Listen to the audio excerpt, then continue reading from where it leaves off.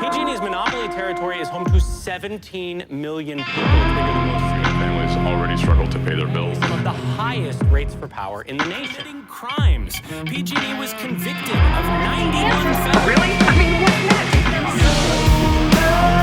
What are we gonna do? Only Greybeard can save us. Once again, the man named Greybeard has saved the world. Solar power is our only hope. And welcome to the channel. You're watching Greybeard Talks Solar, where I break down all that's happening in the solar industry: utilities, cost increases, money spent, programs, special offers, all of that. Please like and subscribe and share if you find the content interesting and informative. Today, my friends, I'm going to be talking about 5 reasons why I think your PG&E bills are only going to continue to rise in cost. I don't think that we've seen the worst of it yet, but I do think the worst is coming. So I'm going to break down the 5 reasons why your PG&E electricity bill is likely to get a lot more expensive, if you can believe it, than it is right now. So first things first, let's talk about PG&E, right? So PG&E is a for-profit, publicly traded company. They have stakeholders. They have shareholders that own their stock. So their sole mission of existence is to make money for these shareholders, these stakeholders in the company. You can actually buy their stock. If you want to, maybe make money when they make money, you can own their shares. And so as a publicly traded company, again, their sole mission is to make money for their shareholders. And effectively, that's one of the reasons why in California, they're one of the big 3 utilities that is regulated or supposed to be regulated by the California Public Utilities Commission. Those big 3 are PG&E, Edison, and San Diego Gas and Electric, all 3 for-profit companies. As a contrast to that, if you live, for example, in the Sacramento area, you might have SMUD, or Sacramento Municipal Utility District, as your electricity provider, and they're a community-owned nonprofit company. So I like to give a basic example. Used to be a former financial advisor. Here's the example I give. If there's a difference between banks and credit unions, what is the difference? Let's use a banking analogy. So banks and credit unions, what's the difference? Banks are for profit. They make money for their shareholders. You can own their stock.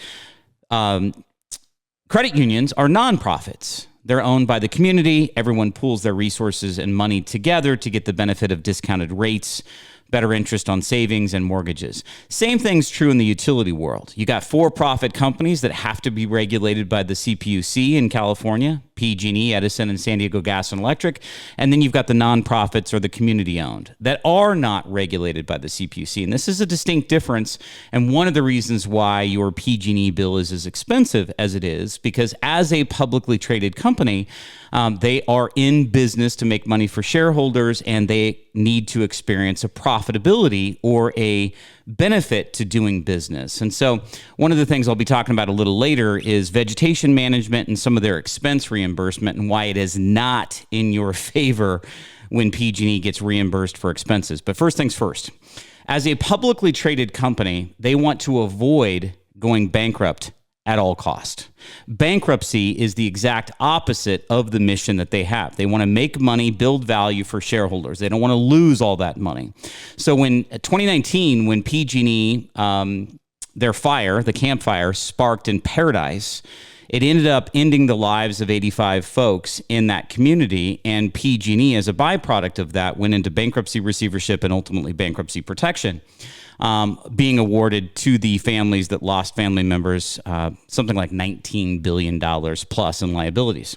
So the exact opposite of a publicly traded company's mission is going bankrupt. So PG&E does not want that to happen again, which brings me, so reason number 1 as to why your utility bills with PG&E are so expensive is they are a for-profit utility company. Their sole mission is to make money. Number 2, they've got aged or old infrastructure. So I've done a lot of research on PG&E. Their infrastructure goes back to 1905. PG&E generates a lot of energy from watershed off the Sierra Nevada mountains in California. So effectively, they make a lot of energy through hydroelectric power. But to do that, they have to traverse mountainous terrain, canyons, gorges, rivers, streams, mountainous terrain, rocks, etc., trees. And so as a byproduct of that, they did not maintain their infrastructure. One of their clips that holds their lines in the wind broke. That dropped a line, hence creating the wildfire that ended the lives of 85 souls in paradise. So effectively, they have still massive retained risk that can happen again. So they are fervently wanting to underground their utility lines. Undergrounding the lines prevents that sparking of a wildfire because the lines fell or a tree fell against them. So they're adamant, fervent about trying to underground, get this, 10,000 miles of utility lines. And thus far, as you see this video, they've undergrounded less than 1,000 miles of utility lines. Now, here's the crazy part. The cost to underground those utility lines is coming in somewhere around $3 million a mile. 10,000 miles of utility lines, that's $30 billion in today's dollars. You can imagine what that might do to the cost of your electricity if they continue down that path. And they absolutely need to do something, because the last thing the world PG&E wants is another campfire that ends the lives of 85 folks. So old infrastructure that has to be updated, and they're spending a massive amount of money in 2024 dollars to do that updating. And one of the big initiatives that they've stated publicly is they want to underground 10,000 miles of utility lines. So super expensive to do that. And then they're reimbursed by the CPUC for that money spent. The other thing that you got to realize is, so for example, in 2024, PG&E has had 4 rate increases already in 2024.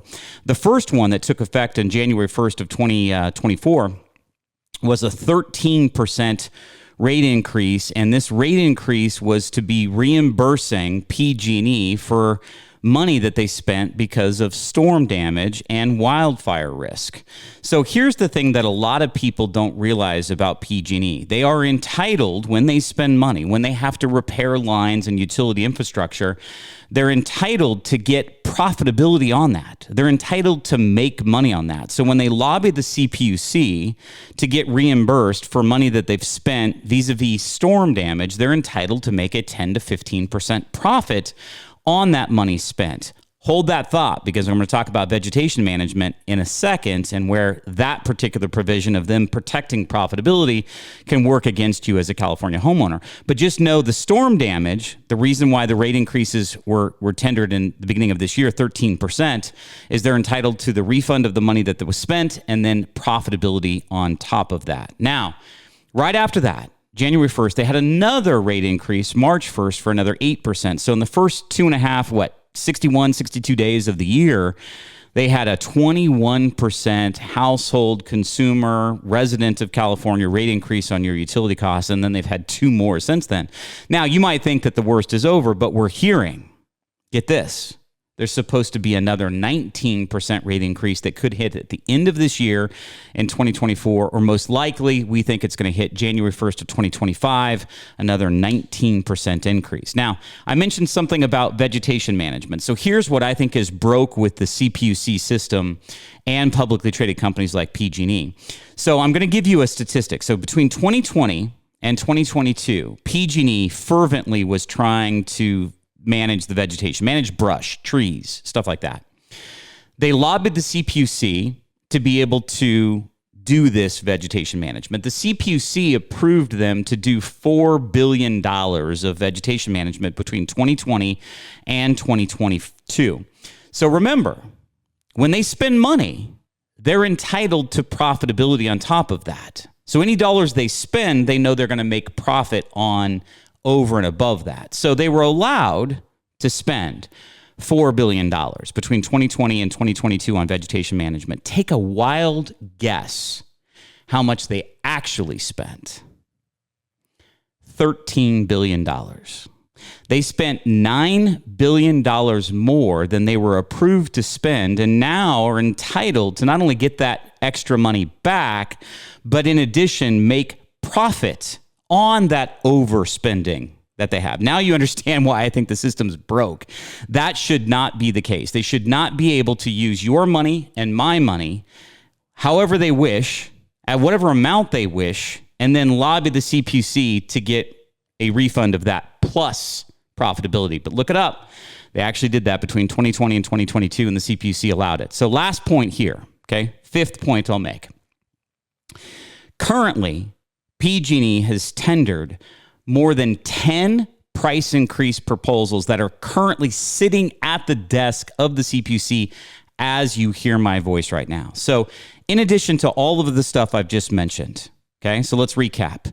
They're a publicly traded for-profit company. Okay, their sole mission is to make money for shareholders, provide electricity to California homeowners, but don't get me wrong, their sole mission is to make money for their shareholders. Okay, a for-profit, publicly traded company. So that's problem number one. Problem number two, they have old infrastructure that needs to be updated. It's completely outdated. That's one of the reasons why the campfire in Paradise that ended the lives of 85 souls, one of the reasons that sparked is their aged, old infrastructure, and they're definitely eager to underground up to 10,000 miles of lines, utility lines, and that's coming in about $3 million a mile. Wildfire and store damage. They're entitled to a refund of money that they spent, plus profitability. We're going to continue to have wildfires. We're going to continue to have storms. As time goes on, the cost of repair and replacement, and recreating that infrastructure is only going to increase, which means your utility bill as a byproduct of it will increase as well. Lastly, fourthly, vegetation management. They're allowed to spend money to clear trees and vegetation, but they overspent, and then they're entitled to over profitability as a result of that. And then reason number 5 why your utility bill with PG&E is likely going to continue to go up, and you haven't seen the worst of it, is PG&E currently has over 10 proposals for rate increase tendered at the desk of the CPUC. So here's your question. Sean, Greybeard, what do I do? Well, I think the only option you have, the only way that you can get ahead of this, the only way you're not going to participate in what PG&E has planned is if you can benefit from solar. We are solar brokers. I've gone through 30 different companies trying to find the 11 good ones that we work with today. So here's my call to action for you. If you have not looked at solar and how much it might be able to save you, if you can make your own power at your house, you don't have to participate in all of these plans that PG&E has upcoming. So here's what you can do. You can text one word, call, CALL, to 84503. If you text that one word, call, to 84503, my team will reach out to you. We'll be in touch with you very quickly. We'll see what your situation is in terms of your energy consumption and usage at your home, see if your house is a good candidate for solar.